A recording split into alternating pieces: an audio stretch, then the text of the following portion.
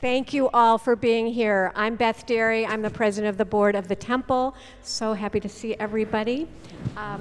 We appreciate you taking the time to get to know the clergy a little better and to get to know each other. And I'm Michelle Krantz. I'm the president of Fairmount Temple. I want to welcome all of you who are here in person and those of you on live stream. And we're very, very happy you were able to join us today. Thank you to everybody who submitted questions.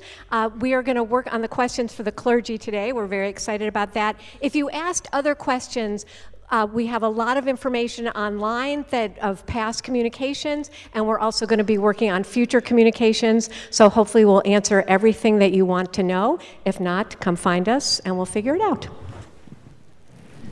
After our conversation, we invite you to go into the lobby for some noshing and some schmoozing, and there is also going to be, for those here, tours of the building that will be jointly led by members from both congregations. So you can just go over to the desk, and we're going to break up into little groups for that.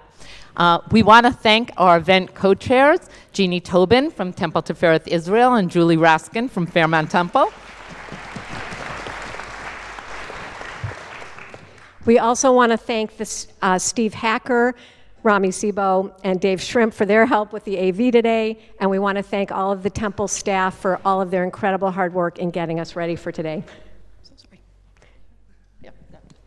And now I want to introduce our moderator, Adam Miller.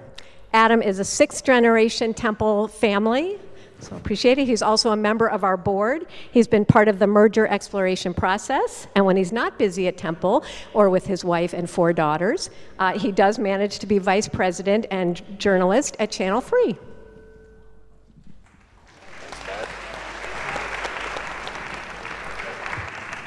Thank you, Michelle. Thank you, Beth.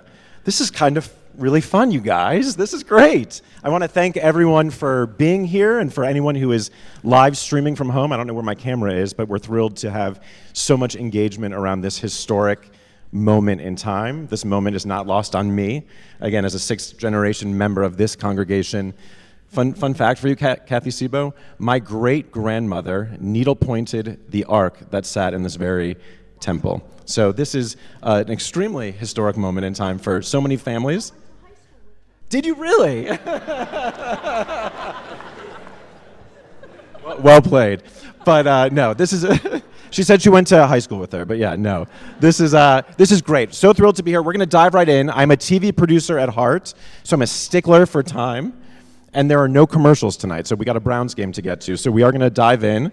But first, I want to introduce our incredible all-star team of clergy up here, starting with Rabbi Roger Klein from the Temple-Tifereth Israel.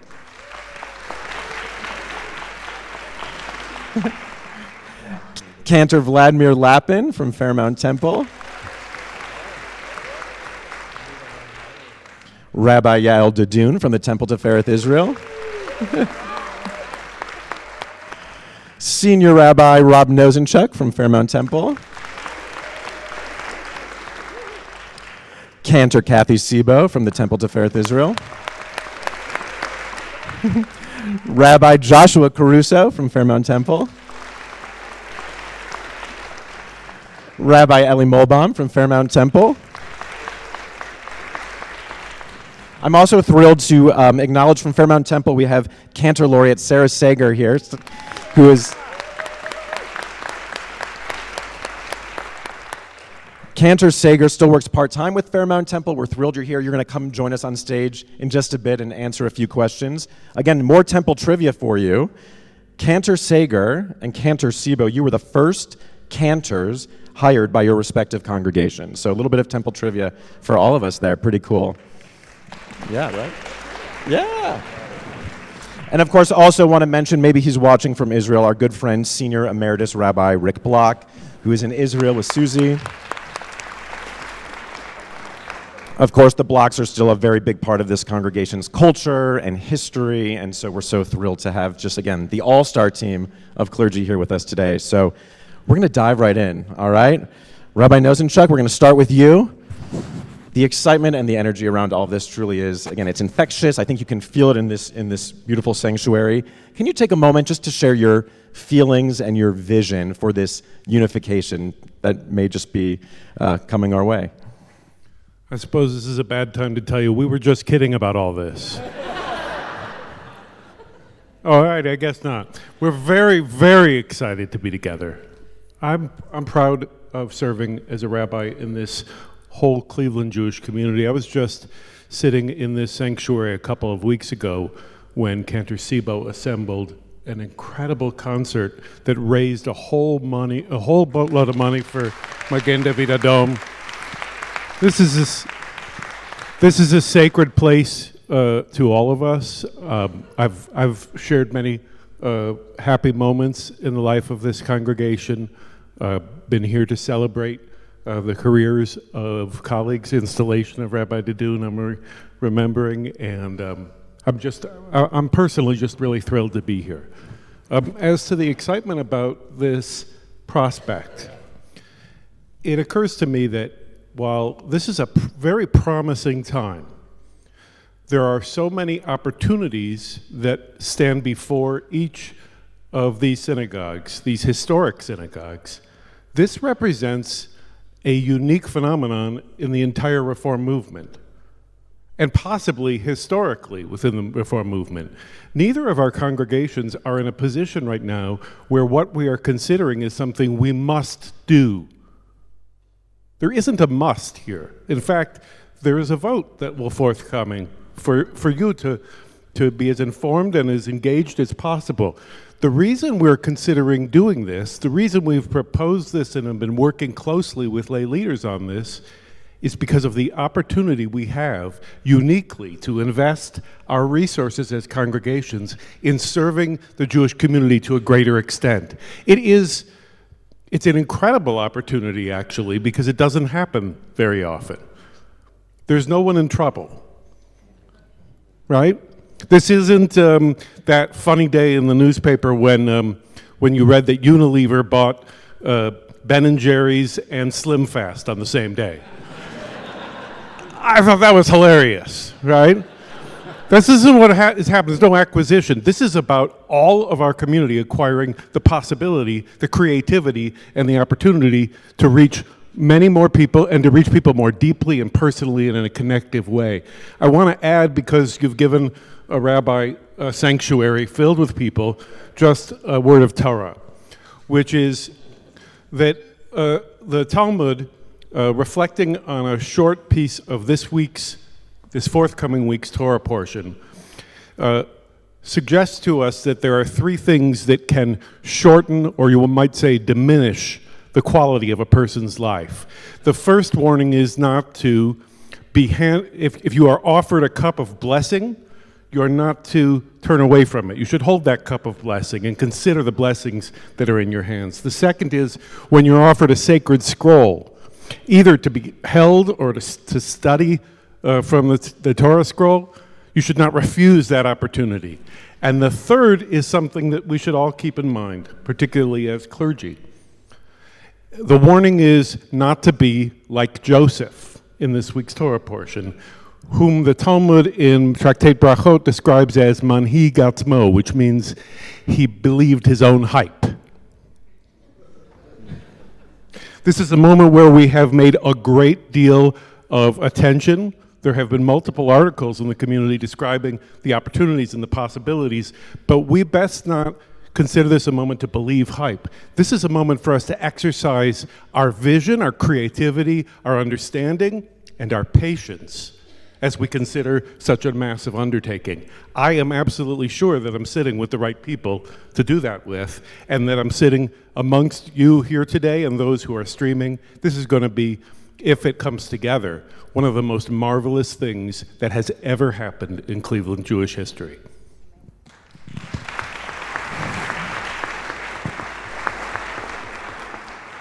Thank you for that. Rabbi Klein, we're going to pass the mic down your way. You know, there's a great deal of collaboration that already exists between these two congregations. Can you just take a moment to touch on those commitments and how do you see that moving forward if the unification occurs? Thanks so much, Adam, and it's just wonderful for me to be here and to see a full sanctuary, members of both of these storied temples working toward coming together and becoming one. And this is, as Rabbi Nosenchuk just said, really a momentous process which we know and believe will eventuate in a momentous culmination. So for many, many years now, our two congregations have worked together. As many of you know, there is a ceremony between Rosh Hashanah and Yom Kippur on the Sunday between those 2 days, known as Kever Avot, the graves of our ancestors.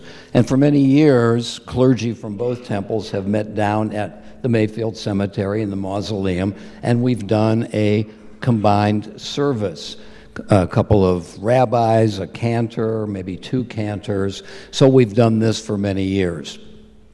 We also, speaking of Mayfield Cemetery, have jointly owned the cemetery for more than 100 years and have worked together to maintain it through times that are easy and times that are difficult. It's a storied cemetery, and we want to maintain it as well as we can for the future, and we've worked together over many, many decades. On Memorial Day, late in May, our two congregations also have come together at the cemetery to remember our veterans, to walk the grounds of the cemetery, to place flags, and we've had a brief ceremony beforehand. And these are not only joint ventures, but they're also ways in which we have worked together, we have prayed together, we have sung together, and we have strengthened relationships that already exist here on this stage. So we clergy, in our working together, have already established a kind of unity, even though at this point we're housed in different buildings. But for us, as Rabbi Nosenchuk suggested, this is the group that we all want to work with as we move into our future. So there's precedent for our being together and working together and praying together and imagining together, and we're looking forward to continuing and deepening that relationship. That's great. Now, Rabbi Caruso, in addition to the shared projects that we already have, can you touch on, there's also, independent projects. I know that Tifereth with our museum and our commitment to art. I know there's this great caring community initiative at Fairmount. Can you touch on the vision for how do the independent projects move forward? Sure. Thanks, Adam. It's so nice to be here. And I'm really glad it wasn't like one side Fairmount Temple people and one side Tifereth. What I'm actually seeing is many of members of our Fairmount community sitting amongst members of the Tifereth community. And for the more than 2 decades I've been here, I've known about the deep relationships that have been built between each other. There's lots of friendships that have existed, continue to exist. And that brings me a lot of joy to see our community embracing this moment, because they get to come to shul with their friends, and they get to come to the High Holy Days with their friends, and there's something really beautiful about this. Plus, some members of the Tifereth Israel community were at my wedding, and we're friendly. My wife grew up here in town, and so we know a lot of folks from this community, and we love them. Okay, so to answer your question, Adam, one of the things I'm just most proud of at Fairmount Temple is the Chesed community, and where we just reach out to each other, and beyond the clergy and beyond leaning on the clergy, it's really an opportunity for our members to help other members, whether it's to deliver goods, deliver a sweet treat to advanced seniors in our community, whether or not it's just phone calls and cards to wish you well after you've spent some time in the hospital. And it really gives me a tremendous amount of inspiration that our community supports each other.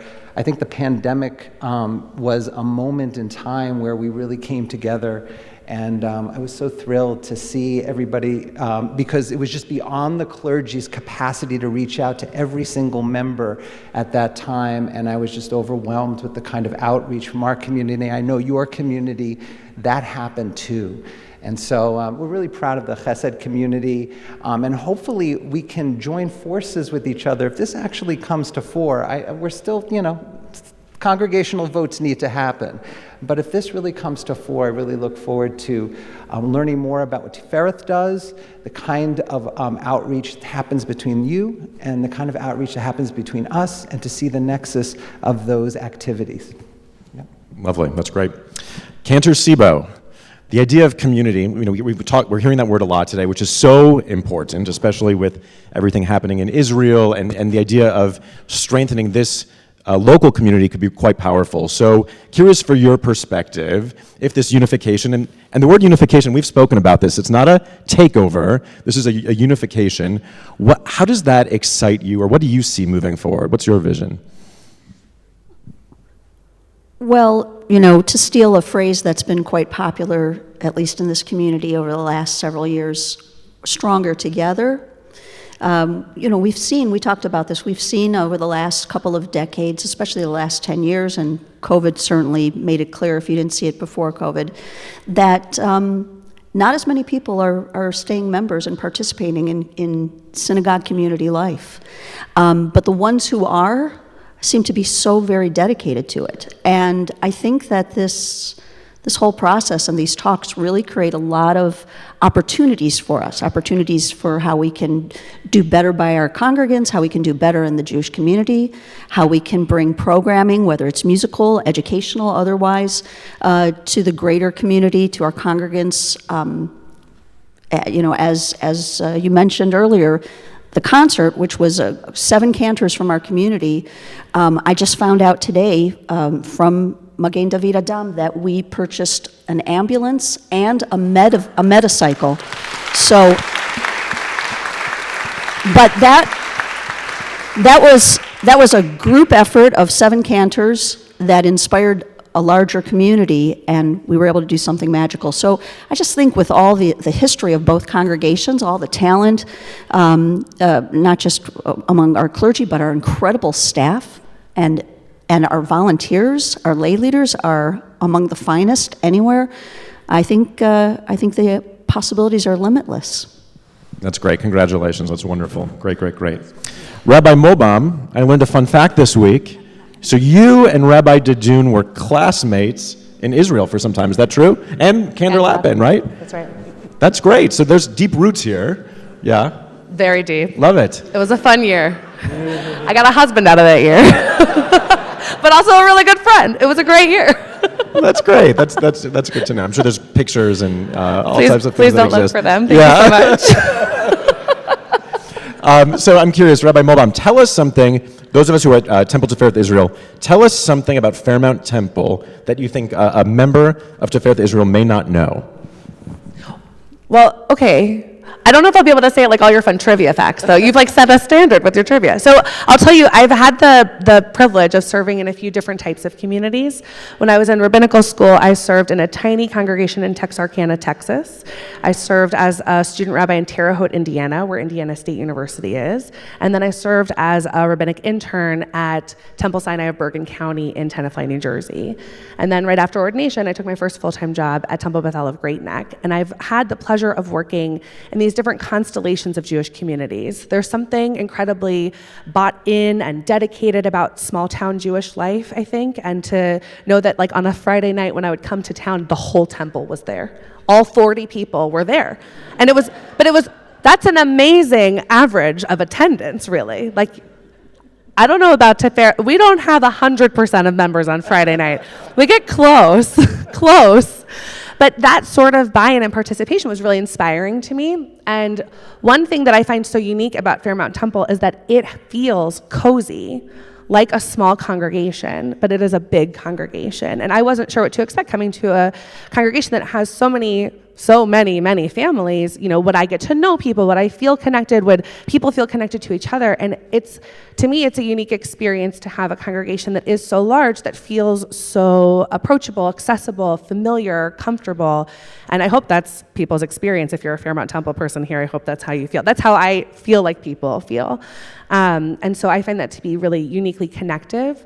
And so I'll say one more thing, which is actually, I think, unique to our two congregations, which is that I don't know, kind of to echo what Rabbi Nosenchuk said, I don't know of other congregations in our country that are willing to actually look at a different model of partnership, to actually think big about what Jewish living could look like in their towns, to actually be willing to take a risk and be inquisitive and curious and innovative. And so I feel incredibly grateful to be part of a community like these, to be exploring something big and new and different. It takes, I think, boldness and chutzpah, but in the best way.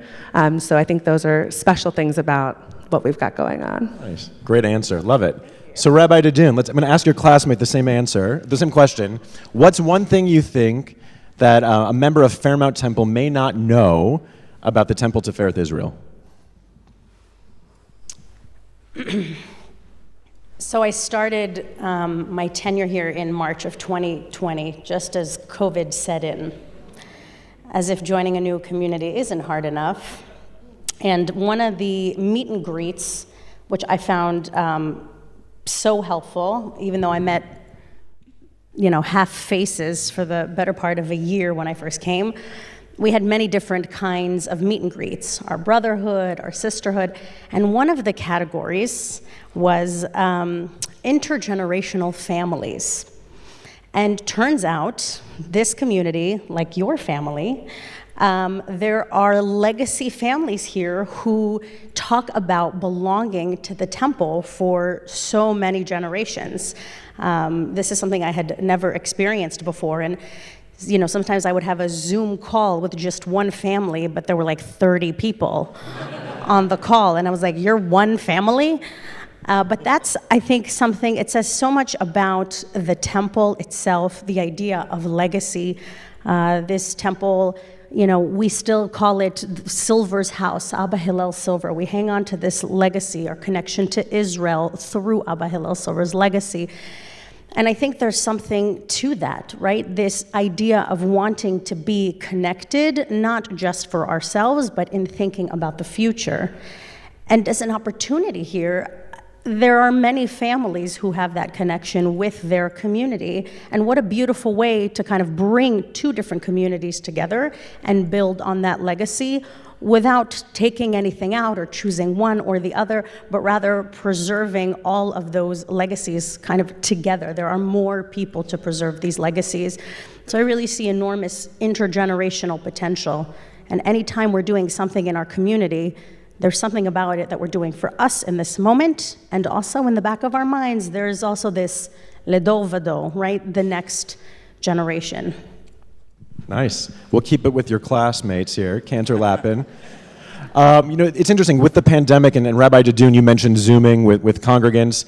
I think the pandemic has provided, obviously so many challenges, but also some opportunities in the digital age in terms of what we can do, what technology allows us to do. Some have noticed you'll even use a tablet during services as you sing, which is really fascinating. Can you talk a little bit more about how you envision digital media moving forward in terms of your role, in terms of service? Are there other opportunities that you're excited about? Yeah. Speaking of technology. Can you hear me? Technology will not fail us tonight. It's so funny. I can sing Kol Nidre in front of 1,000 people, but in this moment, I'm feeling very nervous, and not feel any nerves for Kol Nidre. Can you hear me okay? I think in use of technology, I think it's a great question, and COVID certainly forced us to think of technology in a way that we hadn't thought of before. But I'm thinking of all the other ways and all the innovative ways that we need to be thinking about the future and what this moment is allowing us to dream and to how we can use our imaginations. And I'm thinking, you're using the classmate moment, and I'm thinking 8-9 years ago, Yael and Ellie and I sat in classes with our mentors and our teachers, and we thought, what does a dynamic, innovative synagogue of the future look like? And here we are in this moment. We have this opportunity to be that congregation, and to me that's very exciting. What does it look like to have services on the West Side once a month? What does it look like to have a podcast once a month from our clergy team that goes not just to the Cleveland community, but it goes to the entire world? What does it look like to partner with Cleveland Hillel and offer opportunities for university students who go to any of the schools in the Cleveland area to come and join our community? What does it look like to have services or opportunities to meet and greet and learn in Solon, in Chagrin Falls, in Shaker Heights, in Lakewood, in Pepper Pike, not having to come into this building at all?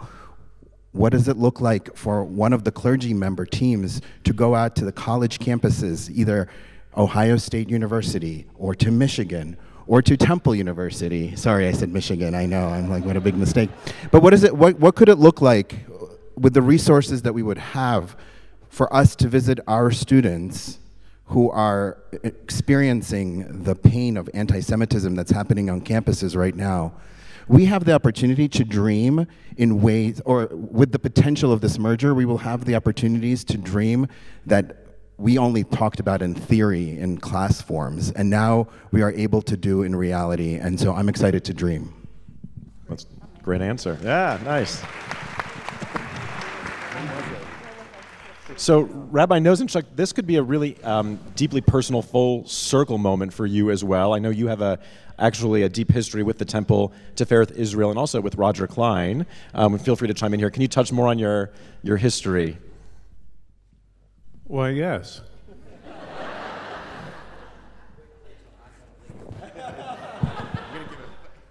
My wife, Joni Berger, who's here today, Joni grew up at Tifereth Israel. Her mom and her sister remain members here. And when I moved here 14 years ago, I said, I don't need to take care of your spiritual needs. No, seriously, since my mother-in-law immigrated to the country at just a couple years old, this has been her spiritual home. So when I'm not praying at Fairmount Temple on a Friday night, if I'm praying in Cleveland, I'm here. I'm here experiencing the specialness of this community. But I have to say that having the opportunity to serve, even just in these recent months in partnership with Rabbi Klein, reminds me of one of the most important things I ever prepared for with him. He officiated at our wedding at Temple-Tifereth Israel on Ansel Road, which my wife made the mistake of showing me on the way to Windows by the River to consider where we might get married. We're not going to get married there, she said, but you really should see the place. And she showed a rabbinical student that magnificent, sacred environment. I want you to recognize we were getting married in August of '98, and this was preceding the time when you all put air conditioning in the space. So, after a couple of weeks, my Zadie turned to my dad and said, "Michael, you were really crying a lot during that ceremony." And my dad said, "That was sweat, Dad." We gave Rabbi Klein a monogrammed handkerchief in honor of his participation, along with the other. What's that? It wasn't big enough. We needed a towel. Well, and so Rabbi Klein being with me at such a critically important moment in my life, I can only imagine all the opportunities we have forthcoming. I mean, literally, I'm listening to everybody talk today, and it comes back to me, to what I was sharing in that brief text. We are being presented with a cup of overflowing with blessings. There is a scroll being placed before us, and it's not vertical coming from Mount Sinai. It's coming from all of you, the heritage that's alive, and from the students on campus, and from everybody connecting in new ways. We would do well to grasp a hold of that scroll, hold it carefully, and be loyal to it, because all who cling to it find happiness. I think we can get there. Rabbi Klein, is that how you remember the day? Well, the one thing I remember about it is that as I was giving my Devar Torah, I wanted to speak longer. But Rabbi Nosenchuk, I think, gave me a signal that enough is enough. So I still owe you 12 minutes of Devar Torah.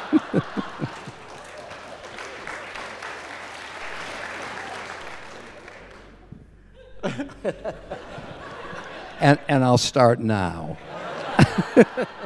Nice. Well played. You know, earlier in November, there was an FAQs document that I know was shared with both congregations, and I know Rabbi Nosenchuk, in there was a lot of more information about your, decades of experience and how you've grown and fostered, respectful clergy teams and your volunteerism, and you served as the past co-chair of GCC. At a recent board meeting at the Temple-Tifereth Israel, where we spoke about some of that, you were also asked, what is your favorite street in the city of Cleveland? I found your answer so intriguing and honest. Perhaps you could answer that question again here today. What is your favorite street in the city of Cleveland? Well, you might guess it because of what I was just talking about. My favorite street in Cleveland is 105th Street for two reasons. Okay, I got the 105th Street crowd racking it for it. The most sacred event in my life happened there. I got the opportunity to join forces with Joni Berger and make a life and a family together.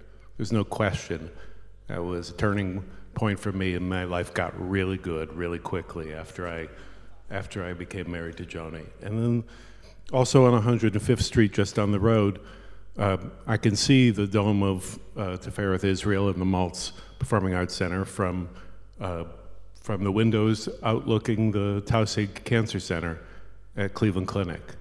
My life was saved there due to incredible cutting-edge immunotherapy research.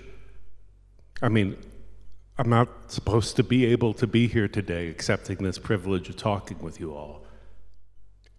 I'm here because people before me put so much energy into research and into putting their lives on the line. I'm here because of the incredible caregivers there. I'm here because of the numerous prayers and intentions shared with me. I learned that I had cancer.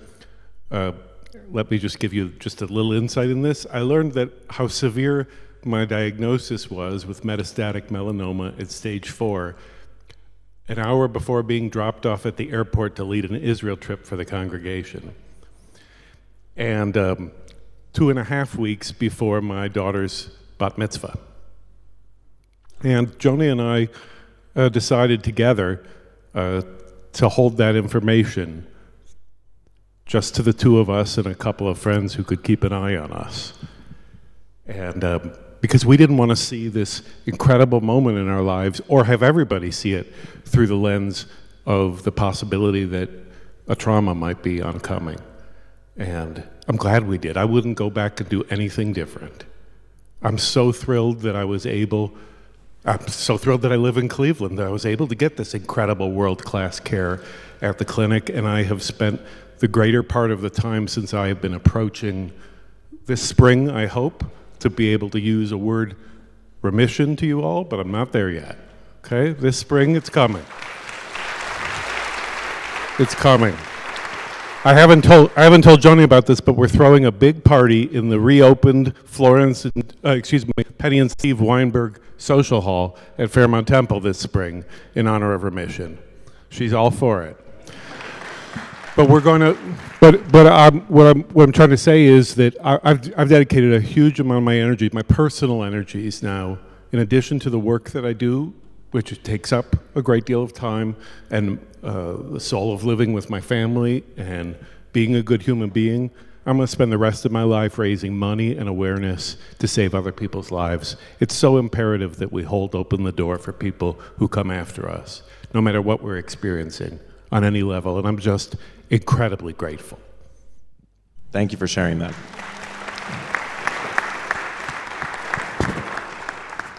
All right, so we're going to switch gears here. Rabbi Klein, in those same documents that were shared with the congregations, it was also made clear that most clergy from both temples currently celebrate interfaith marriages.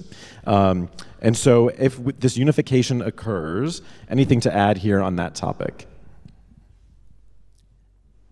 Well, it is, of course, one of the most significant phenomena of our era, and we have to face it and try to do the best we can. For many decades, I did not conduct interfaith marriages on the assumption that statistics showed that the grandchildren of intermarried families identify with Judaism at the rate of about 28%. And so I decided not to be a part of the slide toward assimilation. In the last 5 or 6 years, I began to reflect on my decision and decided that whatever the statistics are, I am part of the cause of it. To turn families away and to say on the basis of statistics or a heartfelt sense of values contributes to this, because these families are alienated and they leave the synagogue, and perhaps they become more remote from the Jewish experience itself. I deeply value those clergy who still do not conduct interfaith marriages. It is a long-standing tradition of our people, and it's to be honored. I happen to feel, though, that I should be receptive to people who come to me.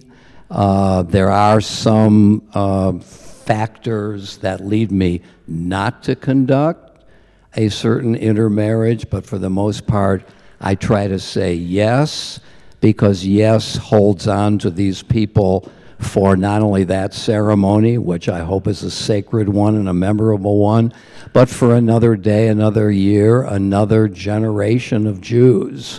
So we all, in our sense of our conscience, decide what to do. I try to be a bit aware of what's happening on the ground in order to inform my view of this. Great. Anyone else want to chime in? Or good. Thank you. Rabbi Caruso, can you touch on some of the shared values and mission you foresee with this unified congregation around social justice? Sure. Whoops, that better? I actually, I can't think of an issue that is more compelling for both congregations right now than social justice. When Rabbi Nosenchuk came to Fairmount Temple, people would say, well, Rabbi Caruso, you're the social action guy, but he says he's social action too. What are we going to do? I said, I don't know if anybody's cornered the market on social action. We need all the teammates we can get on board. And what happened is Rob and I really came together and actually strengthened our social action agenda and our social justice agenda at Fairmount Temple because we both had a passion for it. And of course, we discovered that our clergy partners along the way were also incredibly passionate about that, as are Rabbi Mulbaum and Cantor Lappin. We know your clergy are too. So, and we think about the affiliations that we're connected with now. I mean, this is how we do the work. We do it together, but we also do it with organizations that have the power and the ability to leverage our strength and our power to do it together. I'm talking about the National Council of Jewish Women. Thank you, yes. We know a lot of you are here. We're talking about NAACP. We're talking about Religious Action Center. I mean, we're talking about Greater Cleveland congregations. These are organizations that help us leverage our power together. And I know how important racial justice is to everybody sitting on this bema right now. I know how important gender equity is, reproductive rights are. Israel advocacy is essential right now for our community. And we know the long, deep roots that this community has towards advocacy for Israel. Both of our communities do. Rabbi Brickner and Rabbi Silver were leading the way in that way. And we've done the same in racial justice. We know this is important. And I know every single person on this dais right now, on this bema right now, think about the opportunities and the potential to work together to create the kind of change that could be transformational in this community, in this region, in this country. Just a note, my incredible colleague, Rabbi Mulbaum, had an amazing number of months where she worked to advocate for the passage of reproductive justice and to enshrine it in the Constitution of the state of Ohio. I'm so proud of my colleague.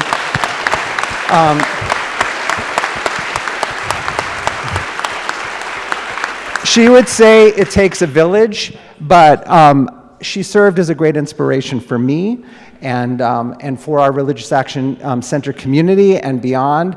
And we worked hard together, and we made a difference. We moved that needle. We can do the same with so many other issues. That's great. Anything else to add, Rabbi Molbaum? I'll give a shout out to my abortion access working group. Many of you are here today, and actually many of you are members of the Temple-Tifereth Israel who joined by word of mouth. So thank you all for your partnership, and a big thanks to my rabbinic colleagues who laid a really easy, smooth foundation for me to hop in and just hit the ground running with social justice work at Fairmount Temple. Yeah. Yeah, you can clap. That's good. Yeah. You know, Cantor Sibo, when people join a temple, I feel like anecdotally, so often, the reason they give why they join is the people. It's the clergy. It's the 7 of you up here. There already seems to be such great camaraderie and partnership, as we've witnessed already over almost the last hour. Can you talk a little bit more about the collaboration that already exists up here in your relationships? Well, the Fairmount Cantor is horrible. But aside from him, you know, we have. I thought you left. You know, as I'm looking at Cantor Sager, who's with us on the Bema, many of us have collaborated in a variety of life cycle events. Sadly, for funerals, for weddings. We have a wedding coming up, the Goodman Goldberg wedding. Oi, Kvelling. I'm telling you. What was the question? I got. Just speaking to your collaboration that already exists with each other. Yeah. You know, I think you all can tell. You're very intelligent people. You're thoughtful. You took time out of your Sunday to be here today. You can see into the hearts of the people up here. You know, none of us are perfect, but you know we're good people, and you know that we care about the congregation. And again, it's just the way that we all have different practices. I don't even know. I mean, we really don't even know how all of us work.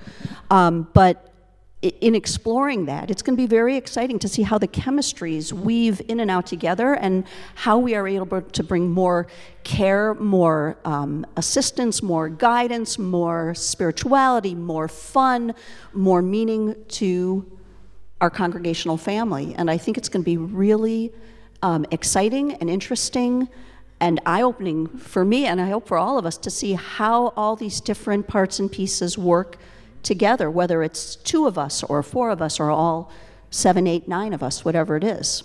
I think Rabbi Nosenchuk, you wanted to chime in?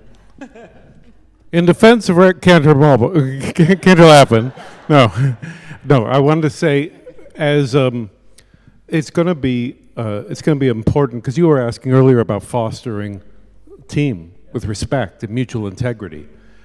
This is something we've already done informally across congregations, but it characterizes what has been as good of a success over the last 14 years, my service at Fairmount Temple, which is that I want to be surrounded by stars, and I am. I want for when people are in need and they're asking, can Cantor Sager be there? Can Cantor Sager officiate? I want to be sure that if it's at all possible, Cantor Sager can officiate. I'm not diminished when Cantor Sager's magnificent leadership is shining. That only is a win for us all. And that's true about any one of our colleagues. I'm always trying to think about where might the right touch be, but that's going to take patience and learning from one another.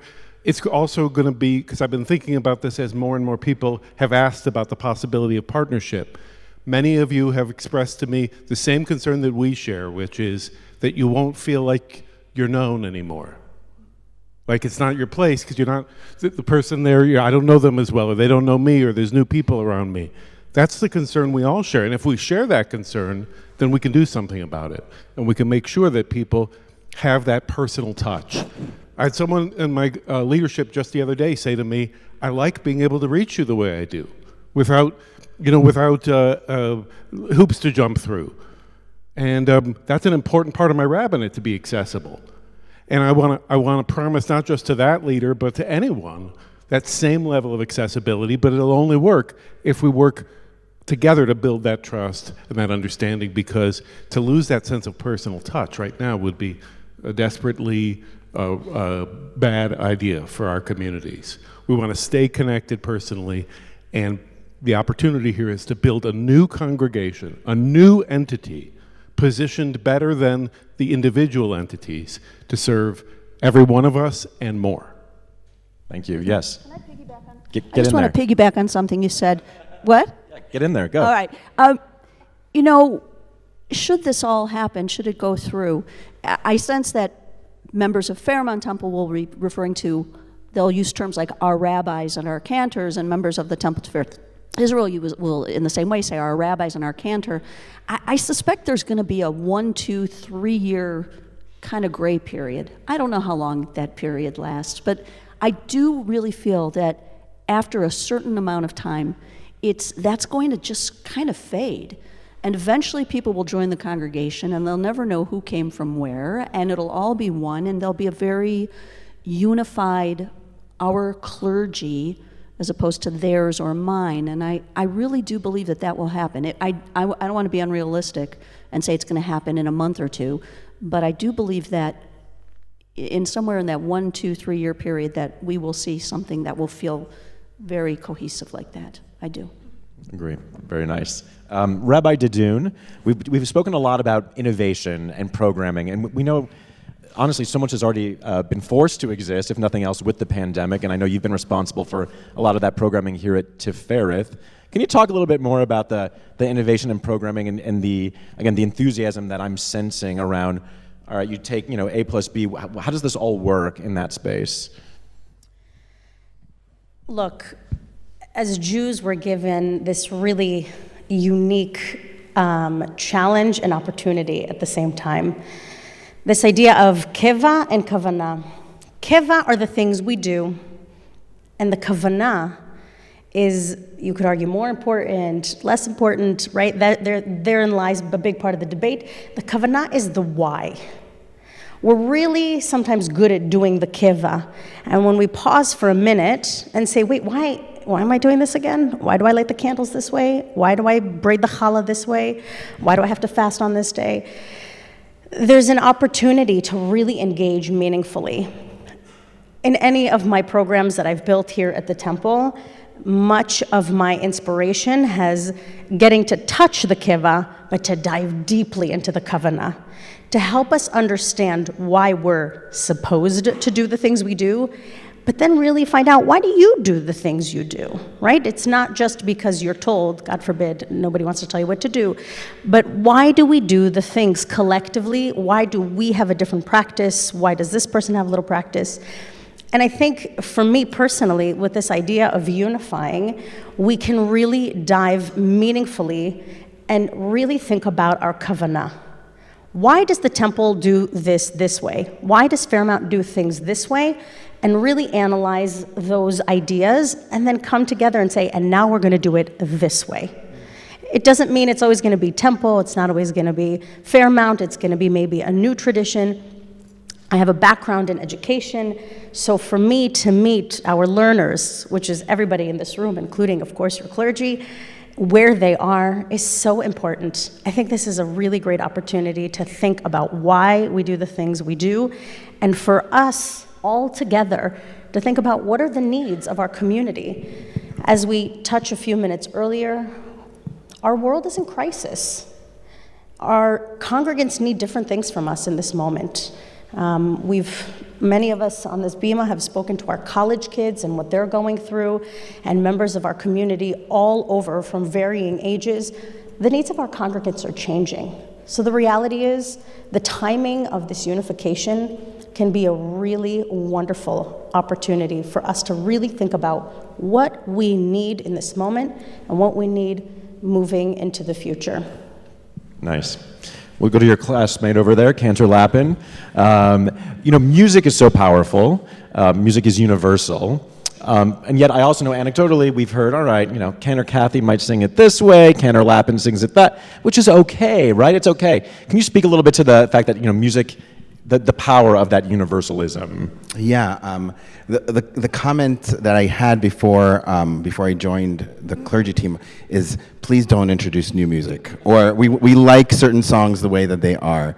I think at the core, what needs to happen between cantor and congregation is a trust, is a relationship. You trust Cantor Kathy Sebo, I trust Cantor Kathy Sebo. And I hope that I've been building a trust with the Fairmount Temple community as well. Once you have that trust, once you have that relationship, we can move. We can go to places that we can use our imagination and dreams, as I talked about before. Music at its core is the most, probably to me at least, the most important thing when it comes to tefillah, to prayer, to community. Just think about the concert that we had here 2 weeks ago. It's an incredible pathway of connection for folks.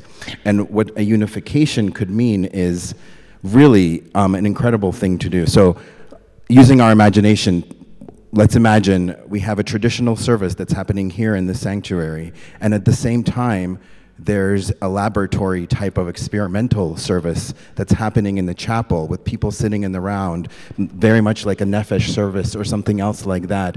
This way, the folks that are really wanting to experience that traditional, that grounded piece of service that moves you, that connects you, you can experience that. But for the folks for whom that is not something that connects them, they can experience something completely different. This opportunity will allow us to experiment and create pathways for people to connect in ways that I feel like people have not connected before, and so I'm really excited about all these opportunities. That's great. And Cantor Sebo, I'd like you to chime in also. In the meantime, I'm going to have Cantor Sager come up while Cantor Sebo answers that question. Do you have anything else to chime in on Cantor Sebo? No, I think that was a beautiful answer. When you think about how you learned how to sing, I'm trying to think of an example. Some of you grew up hearing the tune, Le Dor Va Dor. You know what I'm talking about? Le Dor Va Dor. To you, that's from Mount Sinai. It's not, actually. It's from Sal Zim, who is in his 70s or 80s. But, and some of you, Le Dor Va Dor, right? You know that one? Even newer.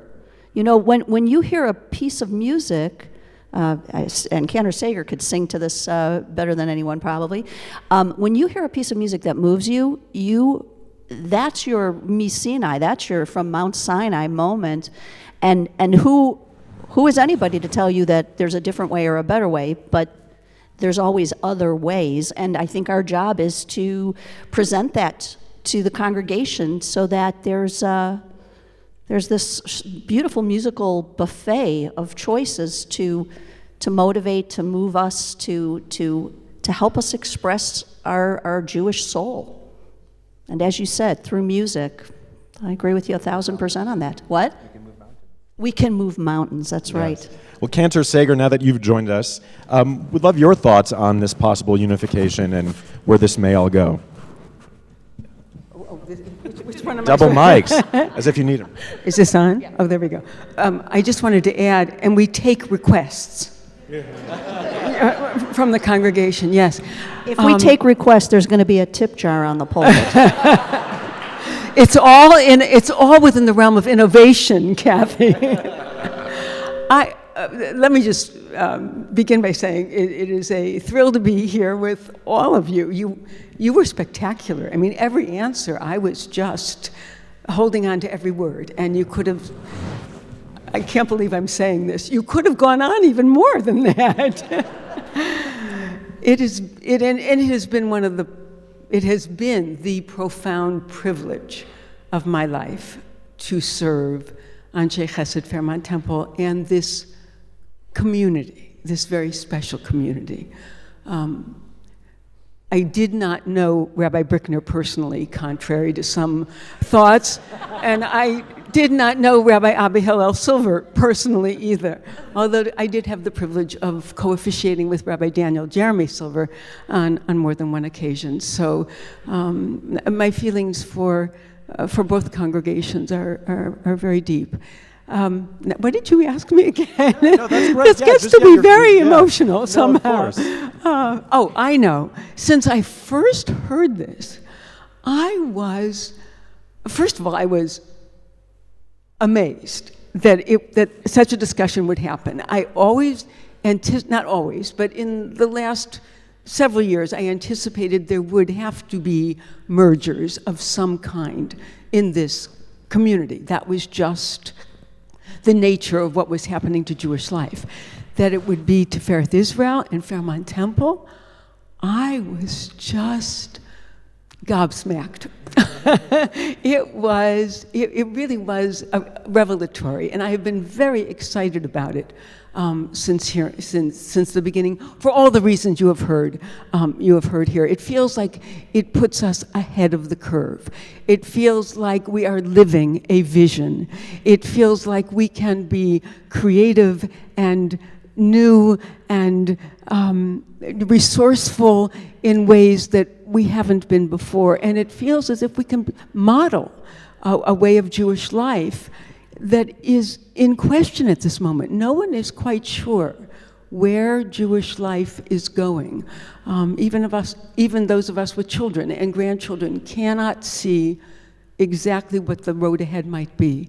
But this feels like a way of mapping that road and mapping it together and together, not just together, this entire room together, because we are entering a time when the clergy will walk side by side and follow as often as lead. And I think that's important. Nice, thank you. Well, I know we're coming up on time, but before we go, yeah.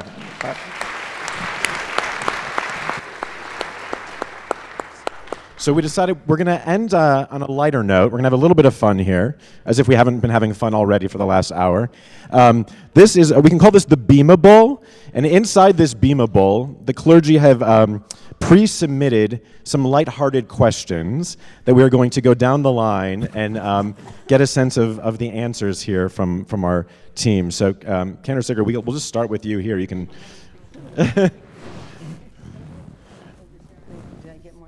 Awesome. Here we go. Oh, God. All right. Oh, gosh. Rabbi Dadun wants to know, if you could be a superhero or have a special superpower, what would it be? You know, I have 3 grandchildren, and they know about all these superheroes, and I cannot keep those names in my head. It just makes me crazy. And they say these complicated, multi-syllabic names to all of these. And but Safta, that's not a superhero. That's a I don't know, some other guy. That's a power person or something. It gets very crazy. If I could have a superpower, gosh. I'd love to be able to look into the heart of another human being and know what they were thinking and feeling and how I might respond. Nice superpower. All right, my prompt is, what's an unusual or unique Jewish holiday tradition you and your family have? I'm actually not sure. Ask that question. Oh, this Rabbi Dadun. All of yours must have been on top. I'm not sure this is so unique. Many of you may also do this, but I come from a family where we have a tradition where my mom is a collector of Chanukiot, but a lot of them. Many. And so over the course of Hanukkah, we each light one. If we're all together, we each light one each night, but then on the last night we do a major fire code violation. Huge. We would never do this at Fairmount Temple, don't worry. And we light every menorah that we have. And so by the last night of Hanukkah, first of all, the kitchen's really hot. It's all safe. We do lots of aluminum foil and fire extinguishers. But what it means is that by the last night of Hanukkah, the light is literally radiating up. And so for me, I gain a lot of strength from this tradition. I feel like my family is a very vibrant, light family. And so it feels like a symbol of my family of origin. And I love this idea that every night of Hanukkah, we get brighter and brighter. And so I'm thinking a lot about that, especially as we approach the darkest weeks of our year and our festival of Hanukkah coming up very, very soon. So that's mine. Very good. All right, Rabbi Caruso. Love that. Rabbi Dadoon wants to know. All right. Yeah. Some people put in more than two cameras. Yeah, this is good.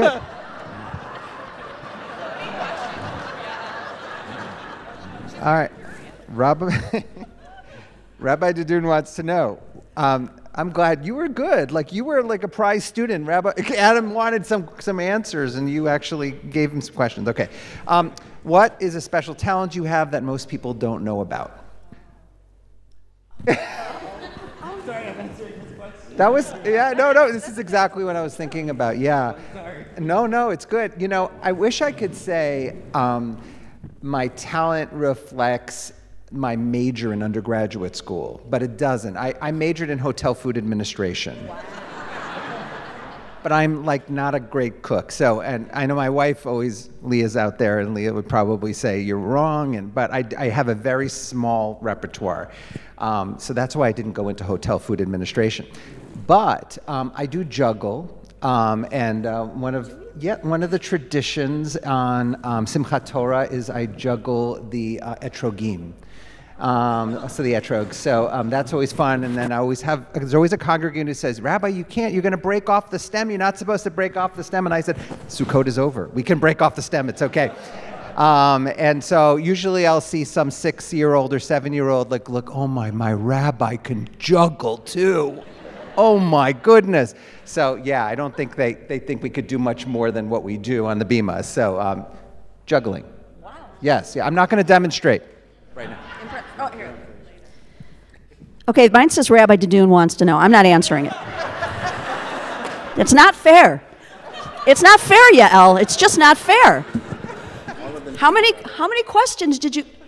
Okay, Rabbi Caruso wants to know. I should have brought my reading glasses. Rabbi Caruso wants to know, what's the one thing that people would be surprised to know?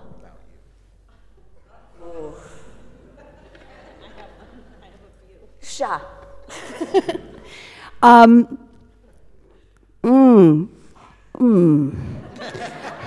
Jewishly or otherwise? It's your pick. Otherwise. I have a really bizarre quirk. I can't believe I'm telling you this. Okay. Breaking news. All right, here we go. Breaking news, everybody. This is weird. Are there any... When I'm in the car driving, the volume and the temperature have to be on an even number. I don't know what's wrong with it. It's the television volume too. If it's something I can't change, like the actual weather outside, I'm fine. But if I have control, it has to be an even number. I'm gonna lose my job. Okay.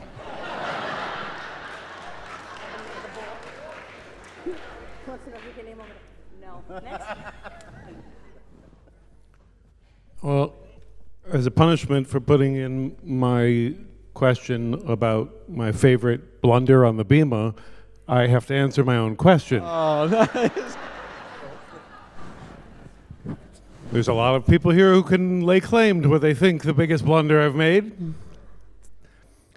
To those of you from Fairmount Temple, I just want to begin by wishing you a happy Passover.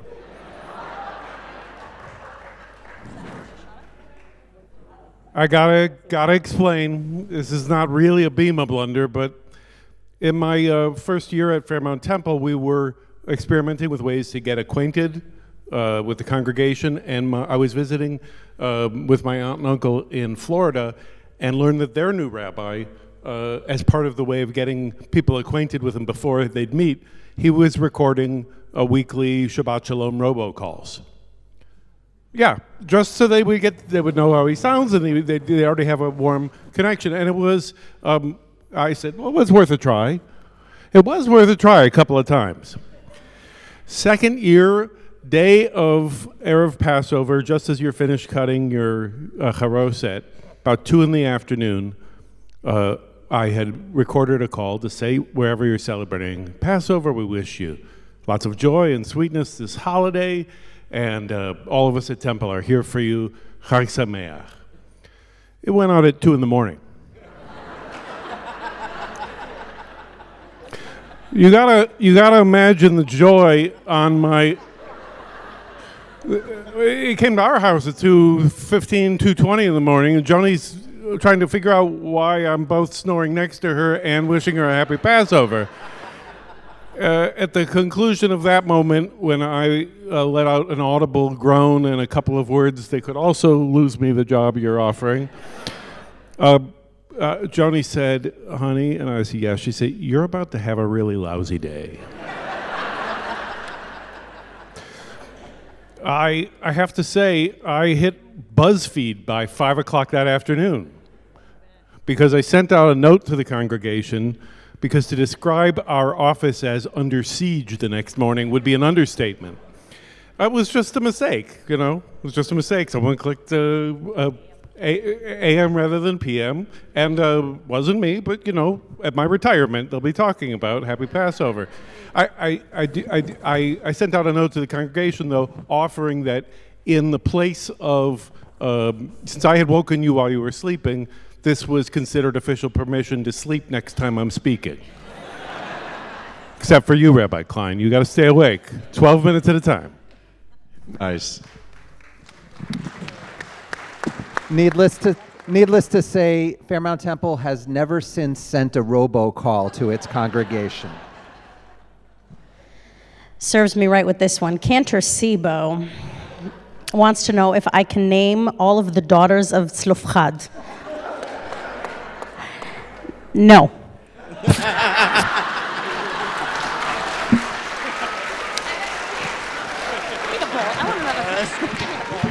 Give me the ball. That was a bad question. I'm way better at this. Okay. Good. Better. Rabbi Klein wants to know, who is your favorite biblical character? Thank you. Is that Tanakh or just Ta? Just Tach. Okay. Okay, I can add the N. All right, that changes the answer a little bit. Yeah. Is it cheating a little bit if I say Yael? No. Okay. I'm blessed with the name Yael. I didn't know who she was in our tradition until I was like 20. And I found out who she was when I was writing a paper for something. If you don't know who Yael is, she killed the opposing general of the army, Sisera, in a very dramatic way. Not to say that I'm dramatic or that I kill people, but I really admire her strength, and it is one of the very few times we see these kind of women in power in a really meaningful way, and there's so much behind the story. I had a professor, Chaim Rechnitzer, who reenacted the entire drama in our classroom. With Yael and Sisera, with the steps and how she looks down at him and he's begging for his life and she's like, no. And it's just this very dramatic, but I think it's a very empowering story, not even because of the death, but really just because there's this moment, I feel like many parents would understand that there's this moment when you're protecting your people, you will go at all lengths. And that's what she did. She did what she had to do. She welcomed him into her tent, into her space, and really had to be so meticulous and thoughtful about everything she did. And when I found out that's who she was, I was very grateful to my parents. Also, I wish they would have told me that decades earlier. So tell your kids why they're named that name. Very good. All right. Rabbi Mobaum wants to know, can I have a ride? No, best holiday food, latke or hamantaschen? A very easy answer. And I think there is a right answer. And I at this point, I think I'm going to answer hamantaschen. But a very specific hamantaschen. Actually, Rabbi Mobaum's sprinkles and marzipan apricot hamantaschen that she makes every Purim. Cherry. Does anyone have a ride? They're very good.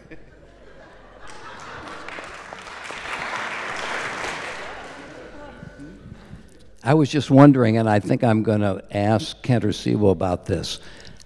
Rather than answer the question, can I treat this as the tip jar? Can I?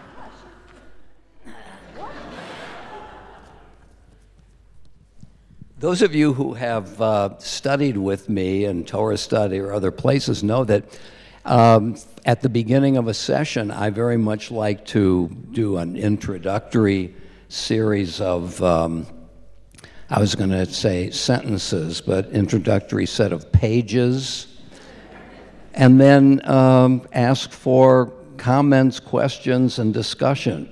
I really do like the participation of people in the room, and for me not to do all the talking. So we're going to answer this question together. From Cantor Sibo.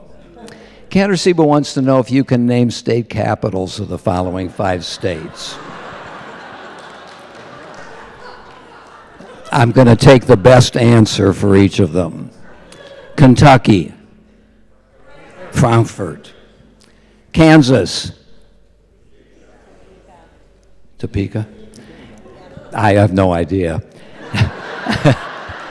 North Dakota, Pierre? South Dakota. That's South Dakota? That's what I heard. What's North Dakota? Bismarck? Bismarck. All right. 1 for 4. Nevada. Carson City? Carson City. Oh my goodness. I'm glad I like discussion. Missouri. Jefferson City. How did I do? You were fabulous.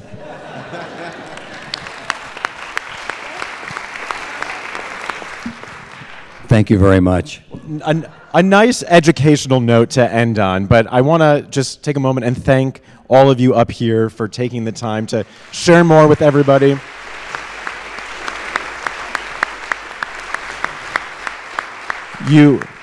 You definitely get a nice little glimmer of what could be. And again, the tremendous camaraderie and the trust and the partnership that already exists, it really is exciting and the energy is infectious. I want to thank everyone here who came in person and joined us on the live stream.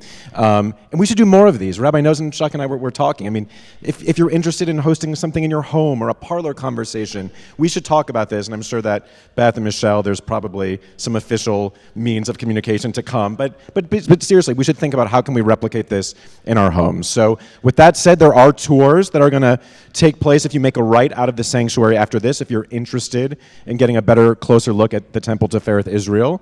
And otherwise, you're going to be home in time for the Browns game. So hope for a victory Monday, and thank you everyone for coming. Great. That was great.